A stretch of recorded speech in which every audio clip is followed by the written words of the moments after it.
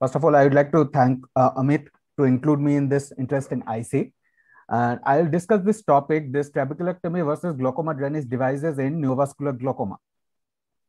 I don't have any financial interest. This is the overview of my presentation. First, I will briefly discuss on neovascular glaucoma, then the literature review on surgical management of neovascular glaucoma. As you all know, neovascular glaucoma is the most notorious form of secondary glaucoma, and it is one of the most difficult glaucoma to manage. And it is characterized by the presence of no vessels at the iris and the angle, and the most common cause is the posterior segment ischemia. It used to be known as hemorrhagic glaucoma, congestive glaucoma, thrombotic glaucoma, and rheumatic glaucoma also. Before Dr. Weiss et al. Termed it as neovascular glaucoma in 1963.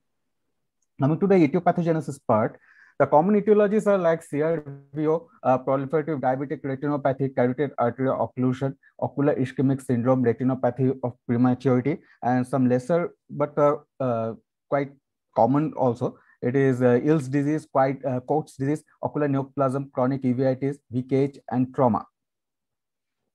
Coming to the pathogenesis part, it is because of the diminished perfusion of the retina which causes the retinal ischemia and releases the angiogenic factors, which diffuse forward in the anterior chamber and reverses irides at the pupillary margin is seen, and which forms a fibrous membrane which contains myofibroblasts, which pulls the posterior pigment layer of the iris anteriorly, causing the ectropion EV and the peripheral anterior synechial formation. So it is the angle closure here is because of anterior pulling mechanism. The main factor responsible for this, it is because of the disbalance between the pro-angiogenic and antiogenic factors.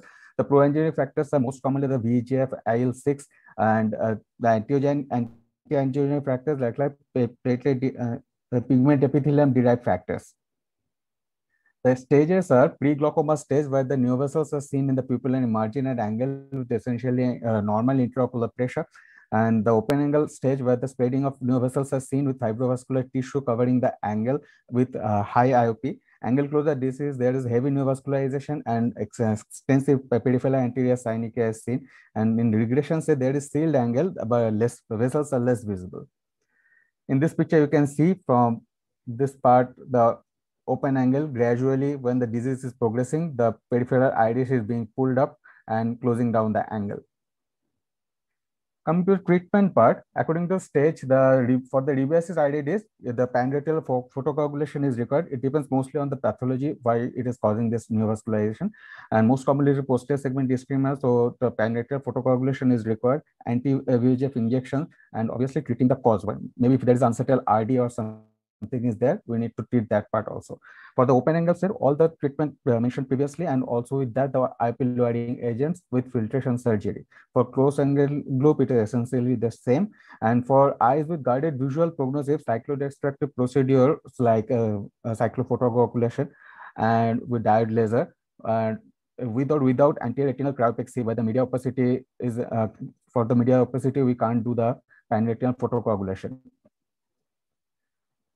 Coming to the surgical management of NVG, the usually managed with trabeculectomy with antimetabolites and glaucoma drainage devices. The trabeculectomy neovascular NVG is considered as a high risk procedure. High risk means it is a high risk of failure. So higher concentration of antimetabolites with longer duration needs to be used.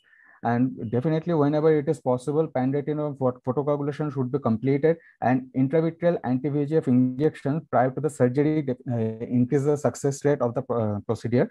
But even with that also, the surgeon should keep it in mind that the possibility of intraoperative and postoperative bleeding is higher in neovascular glaucoma.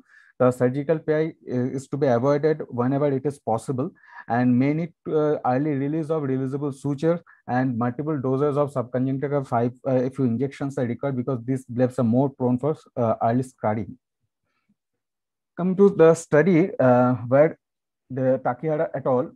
In this retrospective study had looked into the prognostic factors for surgical failure and trabeculectomy with mitomycin C. And they have concluded that younger age, post-vitrectomized eye, fellow eye with an NVG, and unremoved proliferative membrane and or unrepaired retinal detachment are the poor prognostic factor for surgical failure in these patients. Another retrospective study here also, it has beneficial effect of intravitreal bevacizumab. It has shown that it has definitely increases the success rate of the procedure of trabeculectomy in NVG, and also it causes the chances of, it reduces the chances of postoperative hyphema. Coming to the GDTs in neovascular glaucoma, these glaucoma drainage devices are increasingly being considered as the primary surgical procedure in the management of NVG, where there is high risk of failure of conventional filtration surgery. The both valved or non-valved devices gives almost similar IOP lowering, and there is no statistically significant difference between them. A longer tube length inside the eye is preferable, as these eyes are more prone for hyphema postoperatively, which can block the tube.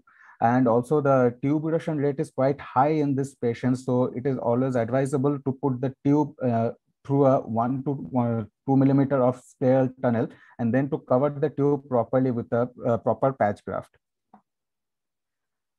This is a prospective non-readable studies. They have looked in the efficacy of intravitreal ranibizumab combined with Ahmed glaucoma valve implantation for the treatment of the neovascular glaucoma, and they have concluded here that the use of ranibizumab didn't help has no significant effect on medium or long-term outcome of the neovascular glaucoma patient.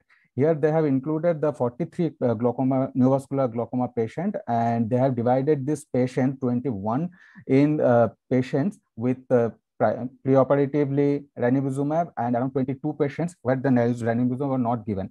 And there was no statistically significant difference between the outcome of the procedure.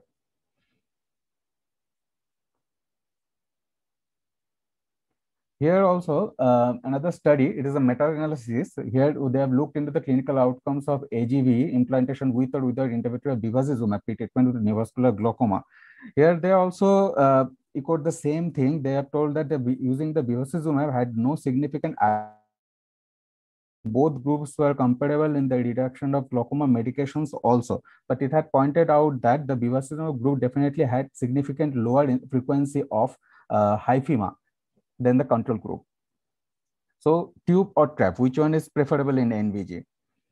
So this prospective study, the authors have looked into the intravitreal ranibizumab injection combined trabeculectomy versus AGV in treatment of NVG, and they have concluded here that intravitreal ranibizumab injection combined with trabeculectomy was an effective and safe treatment.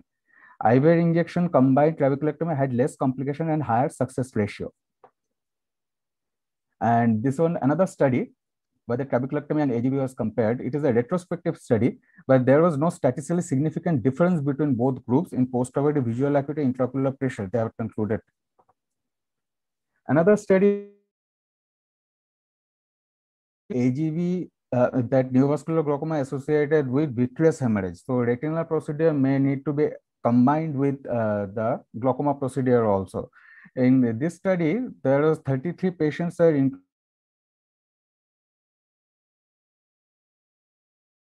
around 89 underwent the PPV and 59 underwent PPV with trabeculectomy.